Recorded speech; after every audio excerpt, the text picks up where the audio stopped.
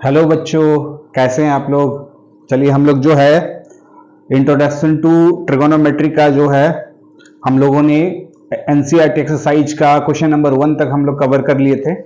ये एक्सरसाइज जो है एनसीईआरटी का क्वेश्चन नंबर 1 जो है ये हम लोग जो है प्रीवियस वीडियो में हम लोग इसको हम लोग डिटेल से आप चाहें तो वहां जाकर के देखिए। आज हम लोग क्वेश्चन नंबर 2 से करेंगे, है ना। क्वेश्चन नंबर 1 हम लोग कर चुके हैं, तो नेक्स्ट क्वेश्चन की ओर हम लोग बढ़ते हैं, क्वेश्चन नंबर 2 की ओर। क्वेश्चन नंबर 2 क्या है कि एक फिगर आपके पास दिया हुआ है जहां पर हमें फाइंड करना है tan p minus cot r का वैल्यू। तो जैसा कि हमने आपको पिछले क्लास में आपको इंट्रोडक्शन पार्ट में आपको बताए थे कि जिस एंगल पर आपको वैल्यू निकालना है उसके अनुसार आपको परपेंडिकुलर और बेस होता है। हाइपोटेन्यूस जो है 90 का अपोजिट होता है, तो हमारे पास यहाँ पर angle Q according to figure 90 degree हमें दिख रहा है ना। तो 90 डिग्री अगर हमारे पास यहाँ पर है, क्वेश्चन के अनुसार आप देखेंगे तो 90 डिग्री यहाँ है, तो 90 के अपोजिट में ये क्या हो जाएगा, हम लोग के लिए हाइपोटेन्यूस हो जाएगा, ठीक है ना। और ये हमारा क्या है, बेस वाला पार्ट है ना, 90 है तो यहाँ पर बेस वाला पार्ट हो जाएगा किसके अनुसार, अगर हम एंगल ये यहां अगर थीटा रखेंगे तब, है ना।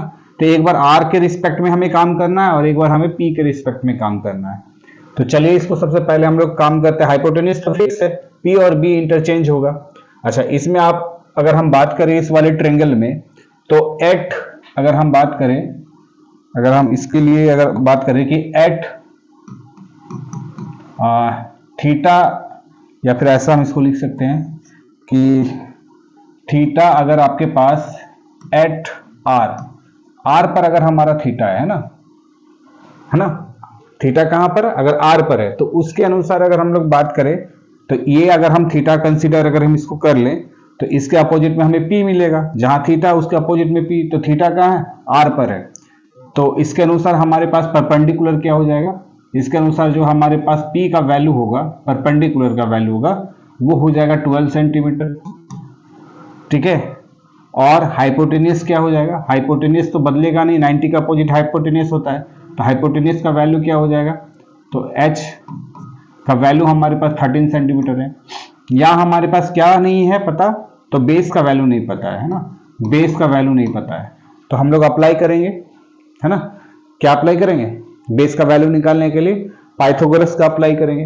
तो पाइथागोरस से अगर हम बेस का वैल्यू निकालना चाहे तो ये क्या होता है, root under H square minus P square. तो यहां से हम लोग बेस का वैल्यू निकाल लीजिए, तो h का वैल्यू कितना है, 13 है, 13 का स्क्वायर माइनस 12 का स्क्वायर, तो 13 का स्क्वायर कितना होता है 169 और 12 का स्क्वायर होता है 144, है ना। तब इसको जब सब्ट्रैक्ट करोगे, ये बार बार इस तरह का डाटा आता है इसीलिए आपको पता चल जाएगा धीरे धीरे, है ना। इसको आप सॉल्व करोगे तो आ जाएगा 5। अगर ये सब सेंटीमीटर में है तो ये भी सेंटीमीटर है। तो यानी परपेंडिकुलर बेस और हाइट हमें पता चल गया, किसके रिस्पेक्ट में, थीटा एट आर के रिस्पेक्ट में।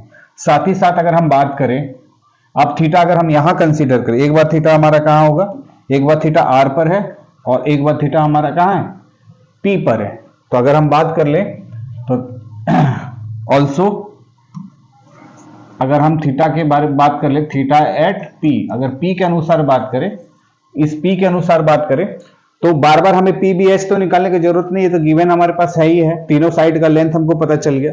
इस साइड का लेंथ की बात करें तो इस साइड का लेंथ हमें पता चल गया कितना है, इस साइड का लेंथ हमारे पास आ गया 5 सेंटीमीटर, ठीक है, ये आ गया 5 सेंटीमीटर। तो जब हम लोग पी को थीटा मान करके देखेंगे, मतलब यहां आपको बताए थे इंट्रोडक्शन वाले पार्ट में, एक बार यहां से आपको ऑब्जर्व करना है और एक बार आपको यहां से ऑब्जर्व करना है, ठीक है। तो जब यहां से ऑब्जर्व किए थे हम लोग, उसके अनुसार पी बी और एच हमको मिल गया, यानी इसके अनुसार अगर हम लोग चलेंगे तो यहां से हम लोग के पास पी का वैल्यू 12 था, बी का वैल्यू हमारे पास 5 सेंटीमीटर आया था और एच का वैल्यू क्या है, एच का वैल्यू 13 सेंटीमीटर, ठीक है।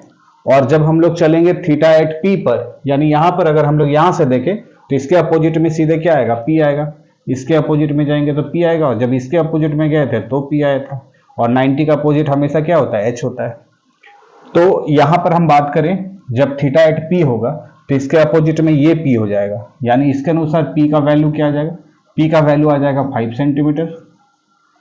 B का वैल्यू क्या आ जाएगा, अगर ये P है थीटा का अपोजिट तो ये हो जाएगा B, है ना, B हो जाएगा 12 सेंटीमीटर। और H तो चेंज होता नहीं है, 90 का अपोजिट आपका हाइपोटेनियस होता है, तो H का वैल्यू क्या हो जाएगा, H का वैल्यू हम लोग के पास 13 सेंटीमीटर ही आएगा, 13 सेंटीमीटर। तो इस प्रकार जो है P के रिस्पेक्ट में PBH पता चल गया और R के रिस्पेक्ट में भी हमें PBH पता चल गया, ठीक ना। तो अब हम लोग यहाँ पर जो फाइंड करने के लिए कहा गया उसको हम लोग फाइंड करते हैं। Now tan P minus cot R, तो हमें पता है tan थीटा जो होता है वो होता है P बाई बी, है ना, यानी इसको हम लोग लिखते हैं ये होता है आपके पास परपेंडिकुलर बाई बेस, और cot जो होता है वो होता है बेस बाई परपेंडिकुलर, ठीक है, शॉर्ट में परपेंडिकुलर लिख रहे हैं। तो अब tan P के अनुसार परपेंडिकुलर आते हैं, tan P के अनुसार यहाँ है ना, तो P के अनुसार परपेंडिकुलर हमारे पास कितना है 5 सेंटीमीटर और बेस कितना है 12 सेंटीमीटर। और R के रिस्पेक्ट में जब चलेंगे तो R के रिस्पेक्ट में हमारे पास जो है बेस कितना है 5 सेंटीमीटर और परपेंडिकुलर कितना है, परपेंडिकुलर है हमारे पास 12 सेंटीमीटर। तो इस हिसाब से आप रिजल्ट देख सकते हो, रिजल्ट हमारे पास क्या आ गया, ठीक है ना, यहाँ माइनस था, सॉरी यहाँ पर क्या होगा माइनस है ना, तो यहाँ हमारे पास माइनस है, तो वैल्यू माइनस, जब हम लोग सेम क्वांटिटी आ गया ना तो ये हमारे पास क्या हो जाएगा, सब्ट्रैक्ट करेंगे तो आ गया हमारे पास 0, ठीक है। तो इसका वैल्यू हमारे पास क्या आ गया 0 आ गया, इसको इक्वल का ही साइन दे दीजिए बेहतर होगा। तो कितना इसका वैल्यू क्या आ गया हमारे पास इक्वल टू 0 आ गया, यानी tan P minus cot R का वैल्यू आ गया 0, ठीक है। यानी हम लोग कह सकते हैं कि tan P minus cot R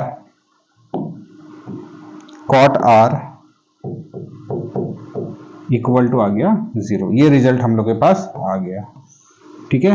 अब नेक्स्ट क्वेश्चन की ओर बढ़ते हैं हम लोग। नेक्स्ट क्वेश्चन क्या है हमारा, ये सिंपल सी बात है, थीटा पर सारा आपका काम हो रहा है, थीटा के अनुसार P, B और H, ठीक है। नेक्स्ट क्वेश्चन है sine A equal to 3/4 calculate cos A and tan A।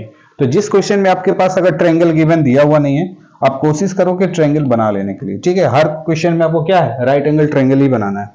तो इसका सॉल्यूशन हम लोग करते हैं, यहाँ से सॉल्यूशन अगर हम लोग करेंगे तो सबसे पहले आप एक ट्रायंगल ड्रॉ कर लो, राइट एंगल ट्रायंगल, ठीक है, राइट एंगल ट्रायंगल ड्रॉ कर लेते हैं।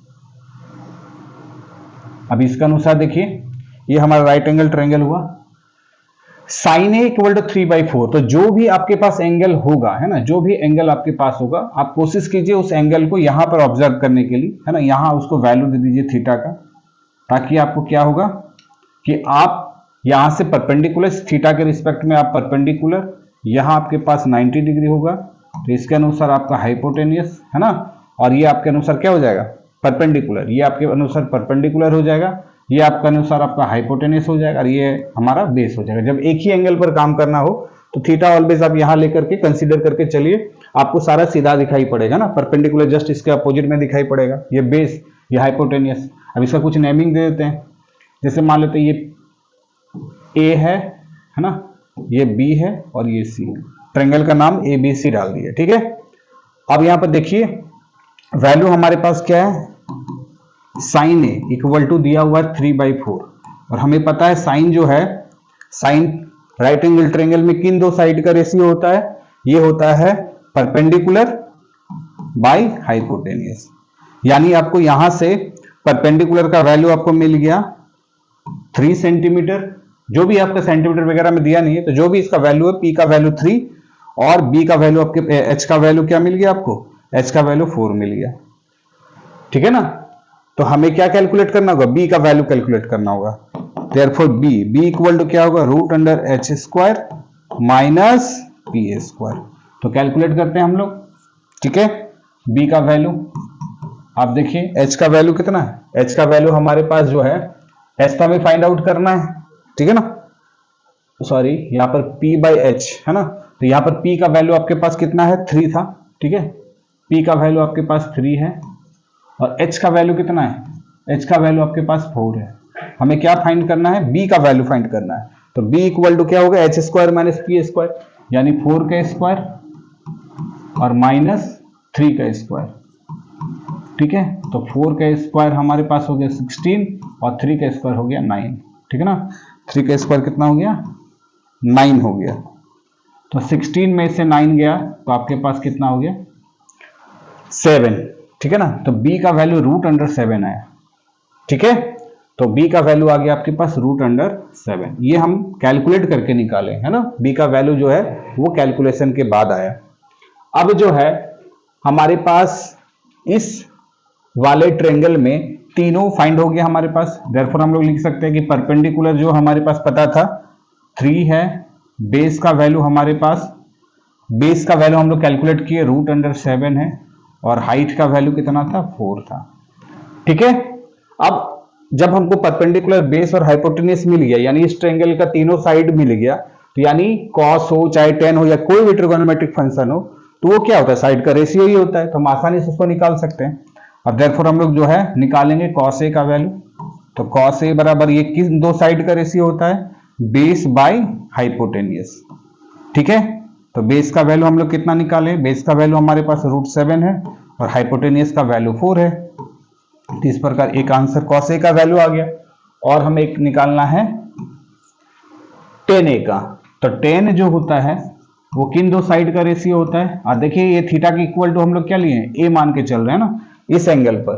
तो यहां हम लोग जो है नेमिंग गलत दिए हैं, यहाँ ए हम लोग ले लेंगे। ठीक है, इसके अनुसार ना पीबीएच किए थे, तो ये वैल्यू हमारे लिए ए हो गया, ये वैल्यू हमारे लिए ए हो गया, क्योंकि ए के रिस्पेक्ट में थीटा देख रहे हैं। तो ये ए, ये बी, ये सी, यहाँ नेमिंग दे दीजिए। ठीक है ना, ये ए, ये बी और ये सी। ठीक है, क्योंकि इस यहां पर हम लोग ऑब्जर्व कहां से कर रहे हैं, यहां से कर रहे हैं। ठीक है ना, तो यहां के अनुसार हमारा पी बी और एच का काम करेगा। ठीक है ना, तो जो भी एंगल आपको दिया हुआ हो, जिस एंगल पर आप काम करोगे, ऑलवेज आप कोशिश कीजिए इस जगह पर रखने के लिए, ताकि आपको ट्रायंगल सीधा नजर आए। अब यहाँ पर है टेन ए, टेन बराबर क्या होता है, किन दो साइड का रेशियो होता है, ये होता है परपेंडिकुलर। ठीक है ना, ये होता है परपेंडिकुलर बाय बेस। तो परपेंडिकुलर का वैल्यू हमारे पास कितना है, परपेंडिकुलर का वैल्यू हमारे पास 3 है और बेस का वैल्यू है रूट 7। ठीक है ना, बेस का वैल्यू है रूट 7। कभी कभी क्या होता है कि हम लोग 10th में पढ़े हैं, 9 में पढ़े हैं कि जो रूट वाले नंबर को हम लोग डिनोमिनेटर में नहीं रखते, तो कभी कभी आंसर आपको मैच करने के लिए क्या करना होगा, इसको रैशनलाइज कर दीजिए। तो रूट 7 ऊपर में भी, रूट 7 नीचे भी, तो ये हो गया 3 रूट 7 और डिवाइड बाई 7। तो ये आंसर हो गया, है ना। नीचे जनरली हम लोग रूट वाले नंबर को नहीं रखते। ठीक है, तो ये भी क्वेश्चन हमारा हो गया। नेक्स्ट क्वेश्चन की ओर बढ़ते हैं। ठीक है, नेक्स्ट क्वेश्चन क्या है, सेम उसी तरह का क्वेश्चन है ये। यहां पर भी आपको ध्यान में रखना कि साइन ए एक ही एंगल है, इसी एंगल पर अगर हम लोग काम करेंगे तो फिर वैसा ही एक ट्रायंगल हम लोग ड्रॉ कर लेंगे, जहां पर ए को हम लोग कहां पर रखेंगे, ए वाले को पार्ट को हम लोग, सॉरी राइट एंगल ट्रायंगल लेना है, ये देखिए ए वाला पार्ट को हम लोग यहां रखेंगे। ठीक है, ए वाला पार्ट को रखेंगे। तो यहां पर आप ए दे दीजिए नेमिंग, बी को हम लोग यहाँ पर राइट एंगल रख रहे हैं, तो ये 90 हो गया, तो उसके अपोजिट में हम लोग क्या हुआ, 90 डिग्री के अपोजिट में हमेशा हाइपोटेन्यूज होगा। ठीक है, ये हम लोग के लिए हो गया सी। तो इस अनुसार हम लोग कैलकुलेट करेंगे अभी कौन सा बी होगा, कौन सा, स्मॉल लेटर से ही सारा लिखते हैं। ये हो गया हाइपोटेन्यूज को हम लोग एच इंडिकेट कर दे रहे हैं। तो अगर ये थीटा है, ठीक है ना, यहाँ का वैल्यू अगर थीटा है, इस एंगल पर अगर हम लोग काम करेंगे तो परपेंडिकुलर हमारा क्या होगा, इसका अपोजिट वाला। देखते हैं परपेंडिकुलर का वैल्यू क्या है, हाइपोटेन्यूज का वैल्यू क्या है और बेस का वैल्यू क्या है। तो कैलकुलेट करते हैं। अभी हमारे पास गिवन क्या है,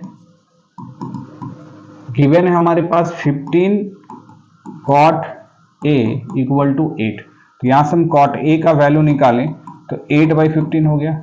और cot किन दो साइड का रेशियो होता है, तो cot होता है बेस बाय परपेंडिकुलर। ठीक है, तो हमें बेस का वैल्यू पता है, बेस का वैल्यू है 8, परपेंडिकुलर का वैल्यू पता है 15। तो हमें क्या निकालना है, हाइपोटेन्यूज का वैल्यू निकालना है। तो पाइथागोरस यूज करेंगे, अप्लाई पाइथागोरस, है ना, पाइथागोरस थ्योरम। तो वहां से अप्लाई करेंगे तो यहां से हमें एच का वैल्यू क्या मिल जाएगा, H equal to root under, ये आपको तीनों फॉर्मूला लिख करके दिए, perpendicular square plus base square. P square plus B square. तो पी का वैल्यू क्या है, पी का वैल्यू 15 है और 15 का स्क्वायर हो गया, और बेस का वैल्यू क्या है, बेस का वैल्यू 8 है यानी 8 का स्क्वायर। तो 15 का स्क्वायर आपको पता होगा 2 2 5 ना, और 64। तो जब इसको हम लोग ऐड करेंगे तो ये हमारे पास आ गया 9 8 और ये 2, ठीक है ना।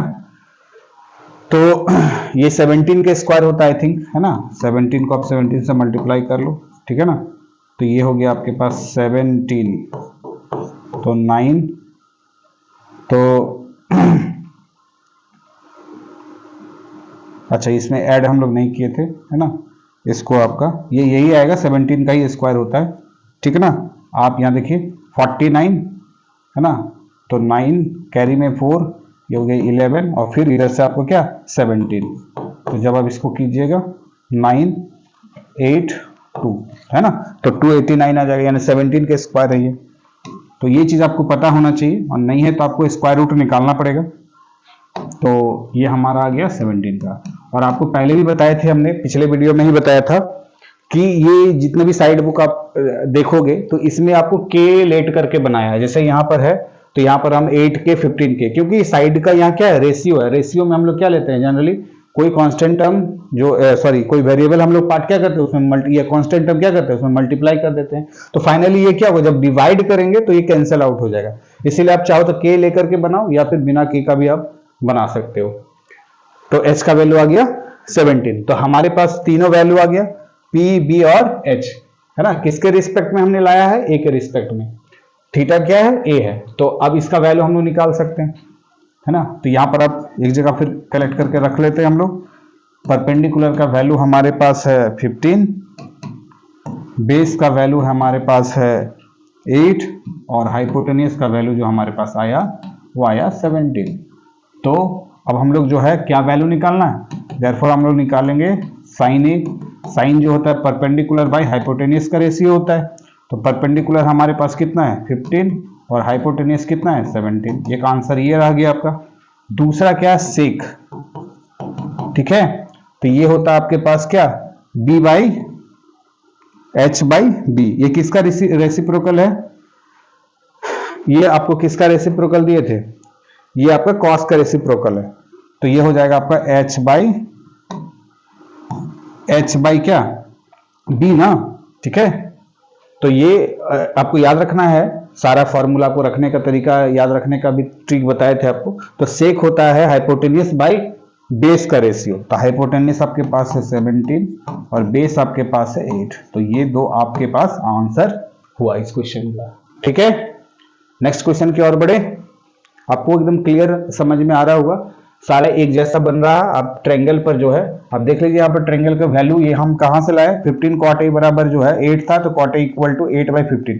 तो बेस का वैल्यू हमको गिवन था 8, और परपेंडिकुलर का भी वैल्यू गिवन था कितना 15। तो यहां से हम लोग हाइपोटेनियस का वैल्यू कितना ले आए 17। अब ये तीनों वैल्यू अगर हमको मिल गया, तीनों साइड का रेशियो मिल गया, तो आसानी से हम कोई भी ट्रिगोनोमेट्रिक फंक्शन का रेशियो निकालने के लिए बोला जाए तो हम निकाल सकते हैं।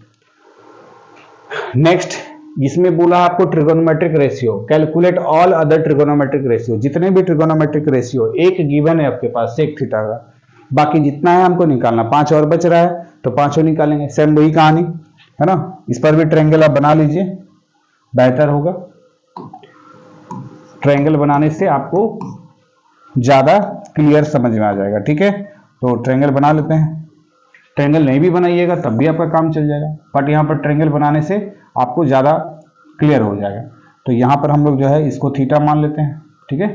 ये थीटा हो गया। यहाँ पर हम लोग जिस एंगल, जिस यहाँ थीटा बोला है, सिंपली थीटा है, तो यहाँ पर हम यहाँ पर देखिए, यहाँ पर थीटा बोला गया इस बार, तो थीटा यानी यहाँ कोई भी ट्रायंगल का नाम दे दीजिए, है ना। तो यहीं पर हम लोग थीटा कंसीडर कर रहे हैं, तो थीटा के रिस्पेक्ट में ही काम करेंगे, यानी यहीं से ऑब्जर्व करेंगे हम लोग, ठीक है।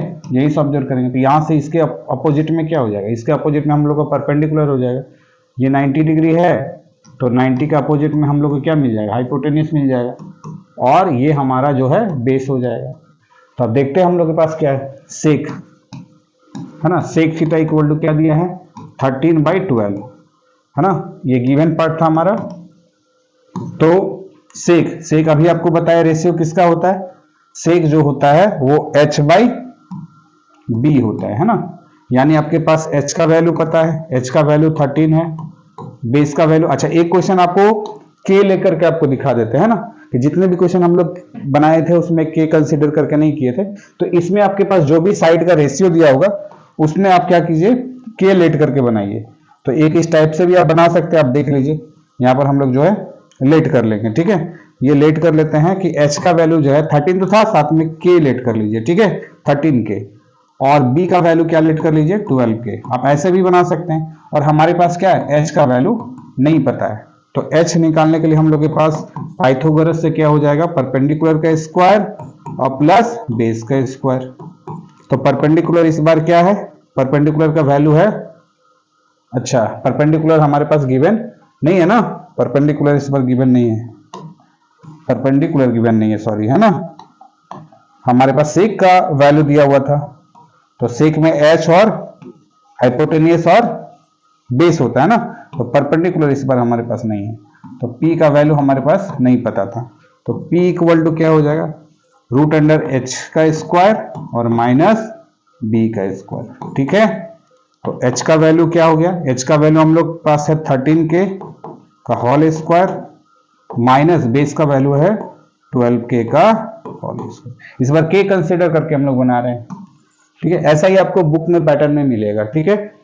तो ये देखिए आपके पास परपेंडिकुलर का वैल्यू जो आया, कैलकुलेट करते हैं, तो 13 का होता है स्क्वायर 169, और k था तो k का स्क्वायर, माइनस 12 का हो गया 144 k स्क्वायर।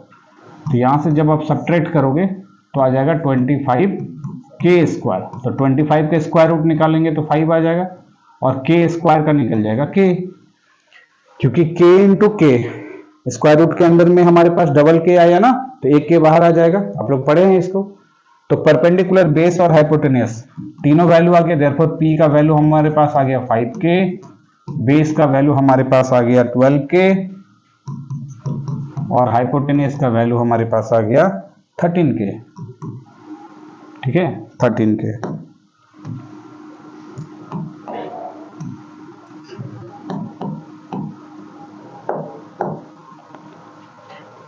क्या हो गया ये, इसका वैल्यू इरेज नहीं हो रहा, 1 मिनट, लगता है कुछ बोर्ड में प्रॉब्लम आया। ओहो, यहाँ इस जगह से डबल, ये कीड़ा के वजह से जो है ना, जिसकी वजह से ये बोर्ड अब इतना देखते हैं कैंसल आउट होता है, तो बहुत ज़्यादा ये है। अब इससे ज़्यादा स्टेप नहीं होगा, यहाँ थोड़ा सा अगर स्क्रीन में किसी प्रकार का कोई टच हो जाता है तो लॉक हो जाता है, जिसके वजह से हुआ। अब चलिए इसको थोड़ा इरेज कर लेते हैं। तो अब हमारे पास ये क्या आया, h का वैल्यू कितना आ गया, h का वैल्यू हम लोग कितना फाइंड आउट, सॉरी h का वैल्यू गिवन था 13k, ठीक है, ये हो गया 13k। तो p भी h तीनों का वैल्यू आ गया, k के रिस्पेक्ट में देखिए आपके पास आ गया, है ना। तो अब हम लोग जो है कैलकुलेट करेंगे जितने भी ट्रिगोनोमेट्रिक रेशियो है। तो पहला हम लोग शुरुआत करते हैं नंबर 1 से, साइन का, साइन थीटा। तो साइन थीटा बराबर क्या होगा, परपेंडिकुलर बाय हाइपोटेनियस, है ना, परपेंडिकुलर बाय हाइपोटेनियस का रेशियो होता है। परपेंडिकुलर का वैल्यू है 5k और हाइपोटेनियस का 13k। तो वही आपको बता रहे थे कि ये k जो है कैंसिल हो जाता है ना, तो ये हो गया 5/13। तो आप k लेकर के बनाइए या बिना k लेकर के बनाइए, आपका दोनों में सेम वर्क है ना। नंबर 2, कॉस भी हमें निकालना है। कॉस बराबर क्या होता है, b/h। तो बेस का वैल्यू आप देख लीजिए 12k है और हाइपोटेनियस का वैल्यू है 13k, ठीक है। तो यहाँ भी क्या है, k कैंसिल हो गया, तो बच गया 12/13। थर्ड हम लोग निकालते हैं टेन थीटा। तो टेन बराबर होता है परपेंडिकुलर बाय बेस। तो परपेंडिकुलर का वैल्यू कितना है, परपेंडिकुलर का वैल्यू है 5k और बेस का वैल्यू हमारे पास 12k। तो यहाँ से भी k कैंसिल हो गया, तो ये आया 5/12। उसके बाद नंबर 4 हमें निकालना है कॉसेक थीटा। तो ये होता है आपके पास h/p, है ना। तो हाइपोटेनियस का वैल्यू कितना है 13k और परपेंडिकुलर का है 5k। तो यहां से भी k कैंसिल हो गया, तो आंसर आ गया 13/5। और सेक का वैल्यू तो गिवन दिया हुआ था, एक बचा कॉट का वैल्यू, ठीक है। तो फाइनली हम लोग लास्ट में क्या निकालेंगे, कॉट। 5 नंबर में क्या निकालेंगे, कॉट थीटा। तो ये होता है b/p, सॉरी, है ना, b/p। तो b/p, तो हम लोग 10 निकाले थे, बस उसका जस्ट रेसिप्रोकल है। तो p/b निकाले थे, इस बार हमें निकालना है b/p, यानी 12/5। तो यहाँ भी k के फॉर्म में था, k, यहाँ से k कैंसिल हो गया, तो हम लोग के पास आ गया 12/5। तो ये हम लोग के पास जो है जितने भी और 5 बचे हुए थे ट्रिगोनोमेट्रिक रेशियो, तो उसका वैल्यू हम लोग फाइंड आउट कर लिए। तो सिंपल सा क्वेश्चन है आपके पास, जिस एंगल के रिस्पेक्ट में आपको PBH निकालना है ना, वो हम लोग निकाल लेंगे। और जो भी आपको ट्रिगोनोमेट्रिक रेशियो निकालने के लिए कहा गया है उसको आसानी से हम लोग निकाल सकते हैं। नेक्स्ट क्वेश्चन की ओर बढ़ते हैं, है ना। नेक्स्ट क्वेश्चन में यहाँ थोड़ा सा आप देखिए, बोला है कि if angle A equal to angle B are acute angles, A और B क्या है, दोनों ही एक्यूट एंगल है। जहां पर दिया है cos A equal to cos B, तो हमें शो करके दिखाना है angle A equal to angle B। तो चलिए शुरुआत करते हैं इसका। तो इसके लिए आपको देखिए cos A और cos B है ना, यानी या तो आप दो अलग अलग एंगल बना लीजिए, सॉरी दो अलग अलग ट्रायंगल बना लेते हैं। तो एक A के रिस्पेक्ट में काम करना और एक B के रिस्पेक्ट में काम करना, जबकि बोला गया है A और B क्या है, दोनों ही एक्यूट एंगल है। तो दो ट्रायंगल इसमें अगर आप बनाते हैं तो उसमें आपको ज्यादा बेहतर समझ में आएगा। तो इस पर हम लोग दो राइट एंगल ट्रायंगल बना लेते हैं, एक ये, ठीक है, और दूसरा ये बना लेते हैं, ठीक है। दो राइट एंगल बनाए।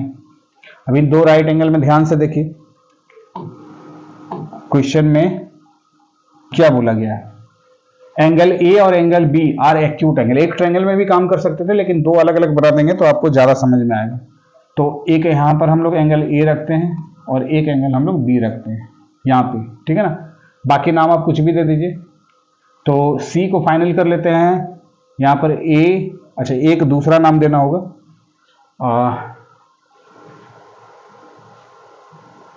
अगर एक ही ट्रायंगल में काम करेंगे तो दोनों एक्यूट एंगल आप यहां लगा सकते हैं, ठीक है, एक A और एक B। अलग अलग बनाएंगे तो यहां पर A और B देना होगा, बाकी दोनों नेमिंग हम लोग को ट्रायंगल में अलग करना होगा। तो बेहतर है कि आप एक ही ट्रायंगल बनाते हैं, ठीक है, क्योंकि ये दोनों एक्यूट एंगल बताया गया। तो हम लोग का हैबिट है ना ट्रायंगल ABC लिखने का, तो हम लोग यही करते हैं, एक ही ट्रायंगल बनाते हैं, ठीक है। आई थिंक ये, हाँ, एक ही ट्रायंगल बना लेते हैं।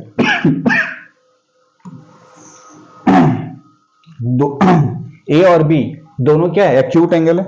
तो एक बार हम लोग A यहां रखते हैं, एक बार B रखते हैं, और C को राइट एंगल ट्रायंगल बना देते हैं 90 डिग्री। अब C को राइट एंगल ट्रायंगल बनाएंगे तो हाइपोटेन्यूज ये बन जाएगा, ठीक है।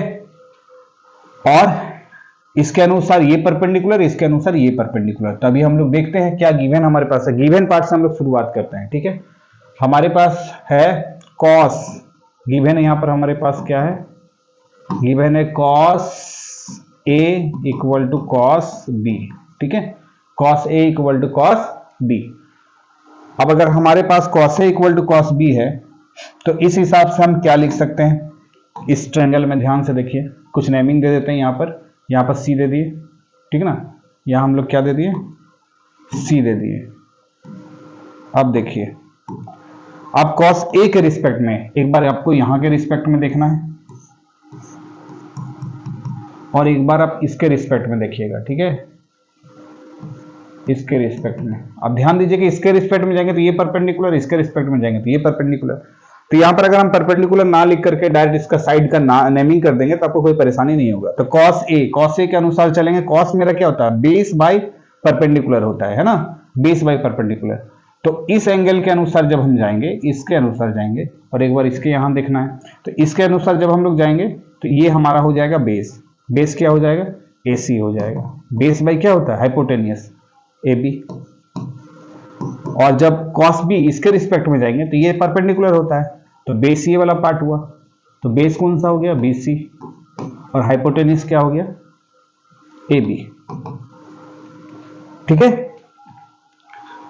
अब ये जो हमारा है, ये गिवन है क्वेश्चन में जो है दोनों इक्वल है, यानी दोनों इक्वल है यानी दोनों का रेशियो भी इक्वल होगा, है ना। अगर ये दोनों इक्वल है तो दोनों का रेशियो भी क्या हो जाएगा, ये इक्वल हो जाएगा, K मान लेते हैं, है ना, इसको से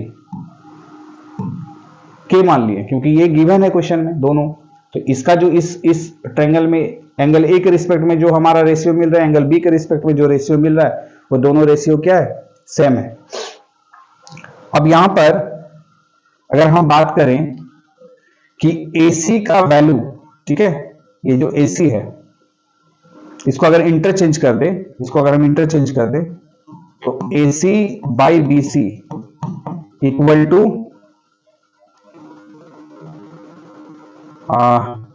AC बाई BC आ गया, और AB को हम यहां रख दें, या अगर इसको हम लोग सेम ट्रायंगल पर ही ना वर्क कर लिए हम लोग, तो सेम ट्रायंगल पर जब हम लोग वर्क कर लिए, अगर दो अलग अलग ट्रायंगल बनाते तो हम लोग सिमिलर करके इसको प्रूव कर सकते थे कि दो अलग अलग ट्रायंगल है जिसमें से एंगल A है एंगल B है, तो उसमें क्या हो जाता है, ये आसानी से प्रूव हो जाता है।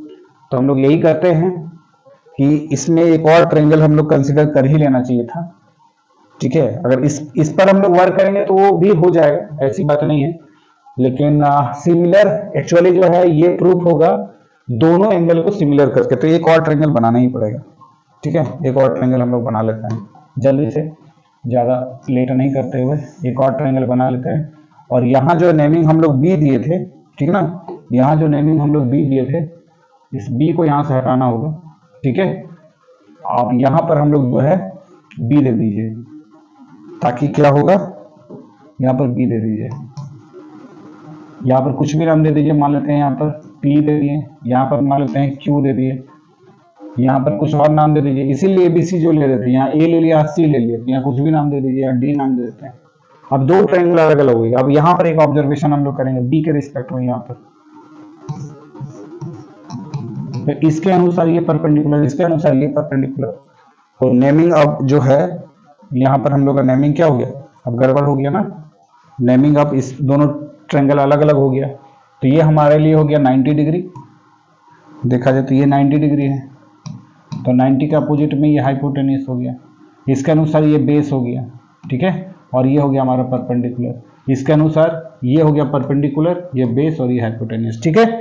तो चलिए cos A equal to cos B दिया हुआ है, तो दो अलग अलग ट्रायंगल बना करके हम लोग काम करते हैं, तो बेस है ना, cos A बराबर हो जाएगा क्या, अपोजिट साइड माने हाइपोटेन माने बेस बाई क्या होता है cos में, हाइपोटेन्यूज, तो बेस हमारा क्या है AC और हाइपोटेन्यूज क्या है AD, ठीक है, और इसमें हमारा बेस क्या है BQ और हाइपोटेन्यूज क्या है PB, ठीक है। तो दोनों का रेशियो सेम था, तो वही आपको बोल रहे थे कि हम लोग क्या लेट कर लेंगे, K लेट कर लेंगे, इक्वल टू क्या लेट कर लेंगे, K लेट कर लेंगे, इक्वल टू K, इसको हम लोग मान लिए। अब यहाँ पर जो है ये दोनों ट्रायंगल को हमको क्या दिखाना है, ये दोनों ट्रायंगल को हमको अगर किसी भी हालत में अगर सिमिलर दिखा देते हैं, तो सिमिलर दिखाने से हमें क्या होगा कि angle A equal to angle B मिल जाएगा। ये दोनों एंगल अगर सिमिलर ट्रायंगल का प्रॉपर्टी है ना कि कॉरस्पॉन्डिंग एंगल्स क्या होते हैं, इक्वल होते हैं, तो ये 90 है 90 है, ठीक है, और हमें दिखाना है angle A equal to angle B, तो इसके लिए हमें क्या दिखाना पड़ेगा, साइड का रेशियो दिखाना पड़ेगा इक्वल है। तो देख लेते हैं हम लोग को कौन कौन सा साइड का रेशियो मिल चुका है। अगर AC बात करें, देखिए AC इस ट्रायंगल का है, AC अगर इस ट्रायंगल का है तो AC लिखे, और ये BQ हम लोग इसको इस साइड ले आएंगे ना, BQ, अगर BQ इस साइड आ गया तो AD यहां चला गया, AD बाई PB, है ना, तो इसके बदले भी हम लोग क्या ही लिखेंगे।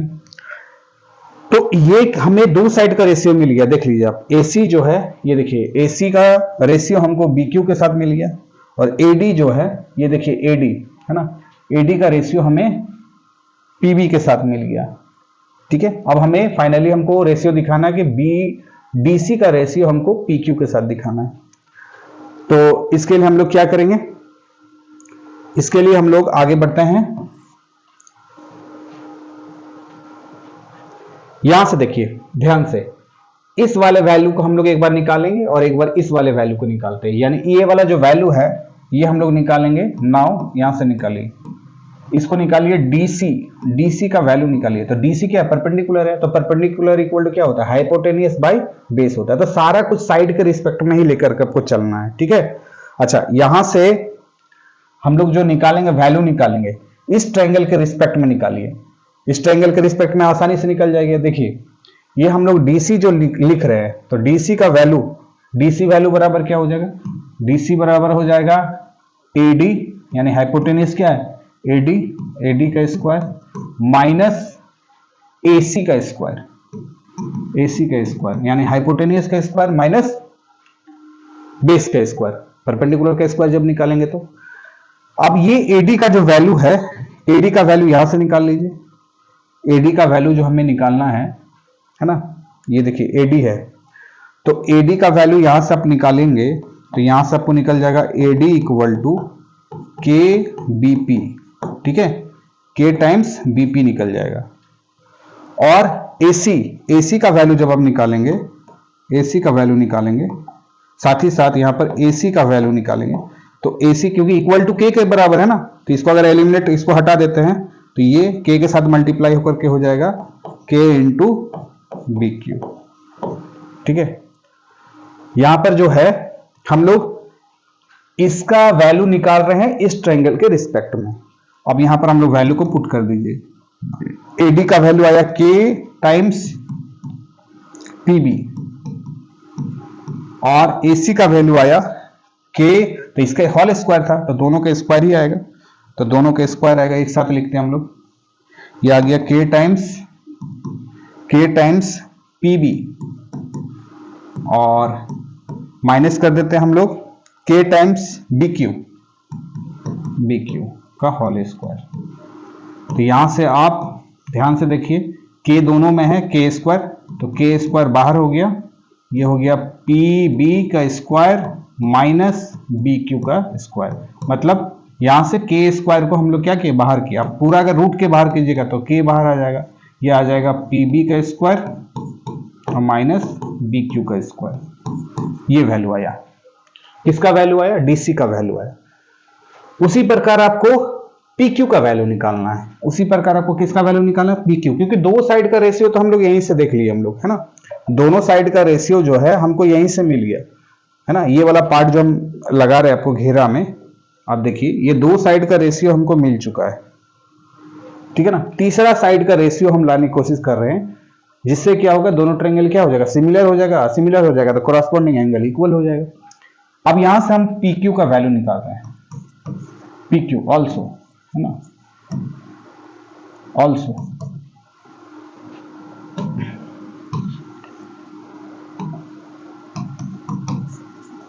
Also P Q. तो पी क्यू हमारा क्या है, पी क्यू भी हमारा परपेंडिकुलर है। यहां पर इस ट्रायंगल में पी क्यू क्या है, परपेंडिकुलर है, तो परपेंडिकुलर बराबर होता है हाइपोटेनियस। हाइपोटेनियस का वैल्यू यहां पर पी बी है, पी बी का होल स्क्वायर माइनस बेस क्या है, क्यू बी का होल स्क्वायर, बी क्यू का, है ना, बी क्यू का होल स्क्वायर। अब यहां से ध्यान से देखिए आप ये दोनों ट्रायंगल को, है ना, एक हमारा डीसी का वैल्यू और पी क्यू का, इसका साइड का हमको रेशियो लेना था। तो डीसी बाई पी क्यू का वैल्यू क्या आता है देखते हैं, है ना, डीसी बाई पी क्यू। तो डीसी का वैल्यू था के टाइम्स पीबी का whole square minus B Q का होल स्क्वायर, और पी क्यू का वैल्यू जो है, जो पी क्यू का वैल्यू हम लोग निकाले हैं उसका वैल्यू आया है रूट अंडर पी बी का होल स्क्वायर और माइनस बी क्यू का होल स्क्वायर। तो इस तरह आप देख सकते हैं ये दोनों कैंसल आउट हो गया और वैल्यू आ गया D C by P Q equal to K, आया ना। अब यहां पर हम जो यहां पर घेरा आपको लगा करके दिए हैं, इसको आप के की जगह हम पुट कर सकते हैं। के का वैल्यू क्या आया, D C by P Q, है ना। नाउ इस वाले को स्टार मार दे दीजिए या इक्वेशन 1 दे दीजिए। इक्वेशन 1 में अगर हम रख दें तो ये क्या आ गया हमारे पास, ए सी बाई, ये देखिए ए सी बाई आ गया बी क्यू, दूसरा A D by P B, A D by P B, और ये के का वैल्यू हम लोग पुट करें तो D C by P Q. ये तीनों साइड का रेशियो आ गया, ये साइड का रेशियो इस साइड के साथ, ठीक है, ये साइड का रेशियो इसके साथ, और फाइनली इसका रेशियो इसके साथ। तो यानी हम लोग बोल सकते हैं साइड साइड साइड से, है ना, बाई एस एस एस से ये जो दोनों triangle, triangle D C A, triangle D C a similar हो गया ट्रायंगल पी क्यू बी ना, ट्रायंगल पी क्यू बी। तो अगर दोनों ट्रायंगल सिमिलर हो गया तो हम बोल सकते हैं कि एंगल ए जो है, एंगल ए जो है वो एंगल बी का इक्वल हो गया। किस कारण से? Corresponding angle. अगर दो ट्रायंगल सिमिलर हो जाए तो उसके क्रॉसपॉन्डिंग एंगल क्या होते हैं? इक्वल होते हैं। तो ये हमारा फाइनली प्रूव हो गया। समझ में आया आपको? दो अलग अलग ट्रायंगल हम लोग बना लिए, एक इसके अनुसार हम लोग वैल्यू निकाले, वैल्यू पी बी एच नहीं पुट किए, इसका नेमिंग ही दे दिए, साइड का नेमिंग दे दिए, और यहां का जो परपेंडिकुलर का जो हम लोग वैल्यू निकाल रहे हैं इस ट्रायंगल के रिस्पेक्ट में निकाल दिए, और फिर इस ट्रायंगल के एक बार और हम लोग निकालें परपेंडिकुलर का वैल्यू, दोनों को परपेंडिकुलर को हम डिवाइड किए तो हमें दोनों ट्रायंगल का साइड का रेशियो मिल गया, है ना। तो इस तरह करके हम लोग देख सकते हैं कि क्वेश्चन नंबर जो है 2, 3, 4, 5 और 6, ये काफी लंबा वीडियो बन जा रहा है, इसीलिए जो है आप इसको ज्यादा से ज्यादा रिवाइज कीजिए, कोशिश कीजिए कि इसको समझने के लिए। बाकी सारा क्वेश्चन तो उधर एकदम इजी ही था, ये क्वेश्चन थोड़ा सा अलग टाइप का था, तो इसको आप बार बार कोशिश कीजिए देखने के लिए, समझने के लिए। आपको क्लियर वे में आपको समझा दिए कि दोनों ट्रायंगल को हम लोग क्या किए, सिमिलर कर दिए। आप ट्रायंगल चैप्टर पढ़े हैं, ट्रायंगल चैप्टर में जो सिमिलर का कंडीशन अप्लाई होता है वही अप्लाई करके इसको हम लोग प्रूव कर दिए, और उससे हमारे पास angle A equal to angle B prove हो गया। इसके नेक्स्ट वीडियो में हम लोग क्या करेंगे, क्वेश्चन नंबर 7 से हम लोग बनाएंगे।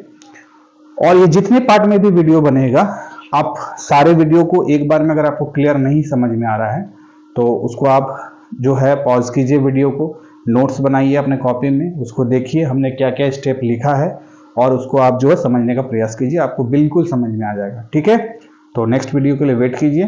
Thank you.